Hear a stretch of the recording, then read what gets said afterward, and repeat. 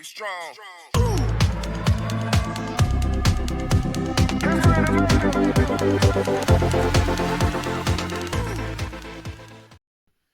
Right, greetings YouTube. Greetings lovely viewer again. I hope you're all doing very, very well. Now, in this video that I'm putting out, we're doing a low profile hacking kit, which is not tactical as such in any way, hence the term low profile, but more importantly, it's the absolute bare bones minimum really that I could use on an infiltration and exfiltration run. Infiltration meaning infiltrating a building and any machinery such as like what you see here. Yes, I know that's running Windows XP, but that's not the reason why you called.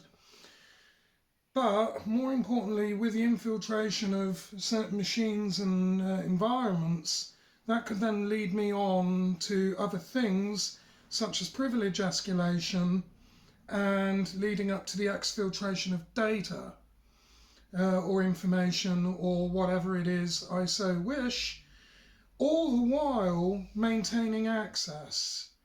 And this is done using an ultra slimline toolkit which is handpicked by myself. And in just a moment we're going to dive over on the workbench and I'll show you exactly what I mean and how lightweight it is, and it'll easily fit in a backpack. And I won't be carrying any laptops with me or anything like that on any particular run should I get called out for an assessment for this kind of thing. But I just want you to show, well no, I want me to show you rather on just how lightweight this kit actually is. So let's dive over on the bench and let's go have a look. Okay, so we're over on the workbench now, and basically the first things that you will notice is, yes, you can see a key here, because I'm not putting mine on the internet so somebody could come along and copy it. Alright, but this just gives you an idea of how we can gain access to a building. We'll come back to the key in a moment. The first low profile piece of equipment, and none of this looks tactical really in any way, and bearing in mind we're only talking about this suite of tools here. So the first piece of equipment, in pretty much just a nondescript black pouch, would indeed be a set of lock-picking tools.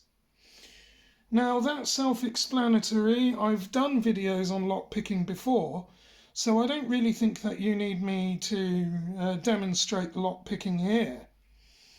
So that obviously is method number one of gaining access to a building.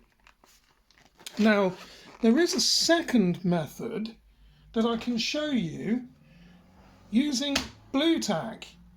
And that is where this key comes in handy.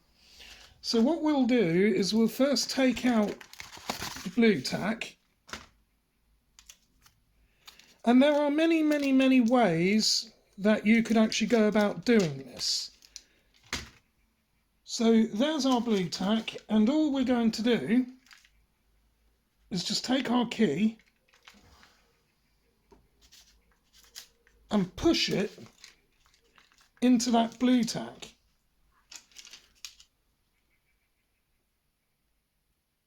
And then remove it, and as you will see, we now have an impression of a key. That one didn't come out very well, but you get the point. Or we can just do both sides.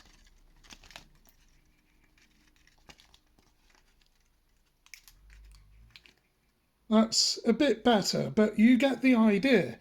And with the Blu-Tack anyway, when you're done, you can just smash that out and then you're good for another moulding. Now this is particularly nasty because if you were to infiltrate a building and you find a key there, then obviously what you don't want to do is steal the whole key, because somebody will notice it missing. So all you do is take an impression of it. Now there's another way that you could go about this. If you had some money on you, you could maybe bribe or blackmail somebody, or bribe them. I'm not saying that you should do this, obviously, but bribe them into basically saying, well, here's some money, let me take an impression of your key. And believe you me, this actually does happen.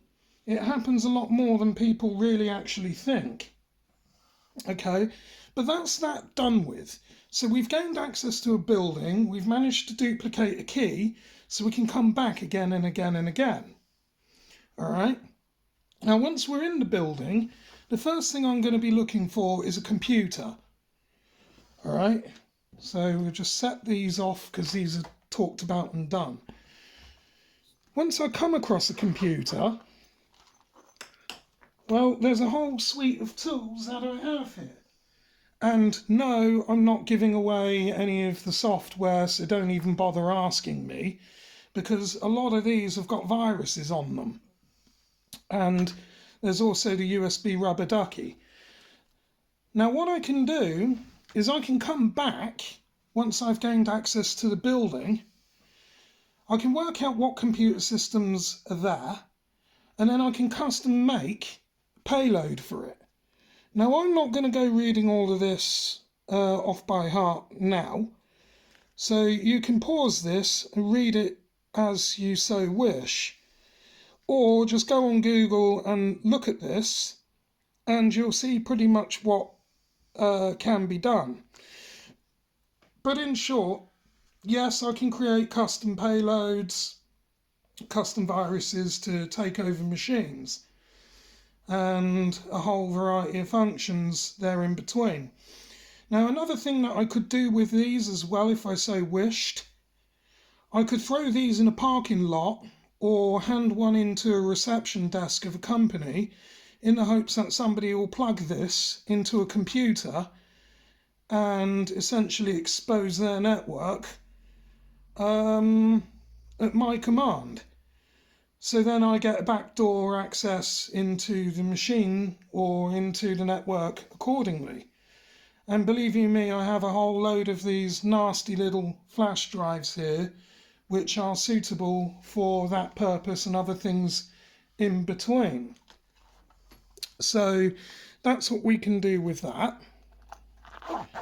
Next up, if I am fortunate enough to come across a unsecured router or a switch, and there's a computer nearby, but we'll come back to that in just a moment anyway, then I can always use a console cable, which I've shown on another video, I do believe, but I could console into that network switch or that router and try and compromise it that way. So further giving me privilege escalation onto a network of choice, really. So not really much needs to be said about that. It's fairly straightforward. It's just a console cable, USB on one end, and on the other that just goes into the console port on your router or switch. Now, we did say we would come back to the whole computer thing. Well, there's something here called a Gemini PDA, and this might well be worth a quick look, seeing as we're here. It's a phone, but if I can get the thing out the box, there we go. It's a phone, but it's also a computer. This one's not charged up yet, but what I also can do with this, if I wanted to compromise a network that way, at one side here is a USB-C type slot. Now what I can do is, using this with a flying lead on it, there's a USB interface slot there for PDA, which is cabled up, which takes us to an Ethernet port. Now I can plug this into the network and compromise the network that way. Now, bearing in mind, as I said, all of this is a cut down kit, and yeah, most of this would fit in your pockets or a low profile backpack. So forget all the tactical stuff. This is really all you need to get the job done. So once I have access to the computer network that I want, I can now start to take control and escalate my privileges even further to lead us to the last point, which is in here, which comes to the exfiltration of your data or your information or data. Here what we have is external hard drives with the necessary lead, and we have a whole load of spare drives in here. And if I happen to compromise something that takes SD cards like a camera, I can lift data that way as well. And then I can just go back and analyze that accordingly. I'll just put all this away because we don't really need to describe that much further. Now, you'll notice that I haven't featured a laptop in this, and there's a very good reason, and that's because I don't actually really need to carry one, because essentially everything that I have here will do the job, and it will do the job quite sufficiently, and you best believe it will work. So that's pretty much how that works. It's just a short video for this part 1 on low profile hacking. And that really is all you would need to carry to get the job done. And you best believe it, it's surreptitious enough, it's low profile, aside of, well, you wouldn't be carrying that anyway, so that can go back in its bag.